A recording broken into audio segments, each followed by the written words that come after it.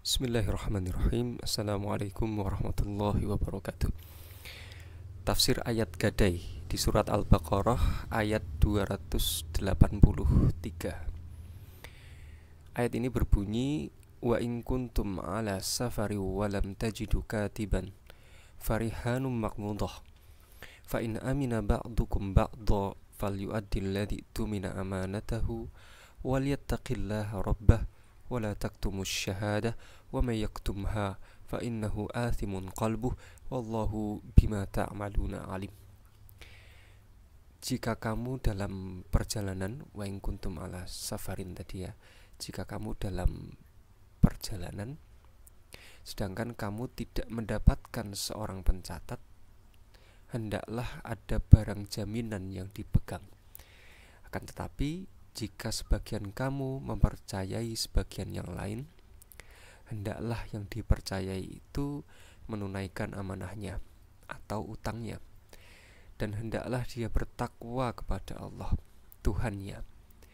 Janganlah kamu menyembunyikan kesaksian, karena siapa yang menyembunyikannya sesungguhnya hatinya berdosa. Allah Maha mengetahui apa yang kamu kerjakan. Baik teman-teman sekalian, ada beberapa hal yang perlu kita ketahui dari ayat ini. Ayat ini adalah ayat lanjutan ya, jadi berkesinambungan dengan ayat yang sebelumnya. Kalau di ayat sebelumnya Allah Subhanahu wa taala menguraikan tentang anjuran persaksian dan penulisan. Waktu itu ayat utang piutang ya. Ayat yang panjang sekali itu di dalam Al-Qur'an. Allah menguraikan tentang anjuran persaksian dan penulisan, terutama di dalam transaksi utang piutang. Bisa juga melebar ke dalam transaksi yang lain. Tujuannya apa? Tujuan persaksian dan penulisan itu untuk menjaga harta dan utang piutang itu sebagai suatu kemaslahatan bagi kedua belah pihak yang bertransaksi. Jadi ayat sebelumnya ini berbicara tentang anjuran untuk melakukan persaksian dan penulisan dalam transaksi. Dan juga di ayat sebelum ini yang kita bahas di dalam bab utang piutang ya, di pertemuan yang lalu, Allah menyebutkan keadaan yang bagaimana saja yang hal tersebut boleh dilakukan persaksian dan boleh tidak. Di dalam ayat ini Allah juga memberikan penjelasan kepada kita bahwa ada keadaan-keadaan di mana orang yang berhutang itu tidak bisa melakukan persaksian ataupun pencatatan. Nah, pada ayat ini bentuk pengganti dari penulisan dan persaksian itu disebut dengan penggadaian. Nah, inilah masuk bab gadai nanti. Nah, pada ayat ini juga dituliskan bahwa alasan syar'i dan yang paling banyak terjadi untuk tidak menuliskan atau mempersaksikan sebuah transaksi adalah safar. Ya kan, wa in kuntum ala safarin, kalau kalian sedang safar. Nah, terutama karena pada saat itu sering sekali terjadinya peperangan ketika ayat ini turun ya. Nah, safar itu kan berarti penghalang orang itu untuk bersaksi, melakukan kesaksian. Lalu bagaimana kalau mau bertransaksi? Ya berarti dia menitipkan barangnya ke orang lain supaya orang lain punya jaminan. Nah, itulah yang disebut dengan gadai. Lalu alasan berpergian ini maknanya dapat diperluas, mencakup keseluruhan alasan lain. Misalnya sebagian waktu yang orang suruh menulis tadi ya, itu kan tidak, kerjaannya tidak menulis saja, dia punya sebagian waktu untuk mencari nafkah, untuk istirahat, untuk belajar gitu. Sehingga dia tidak bisa untuk menuliskan, maka ini diperbolehkan menggunakan gadai.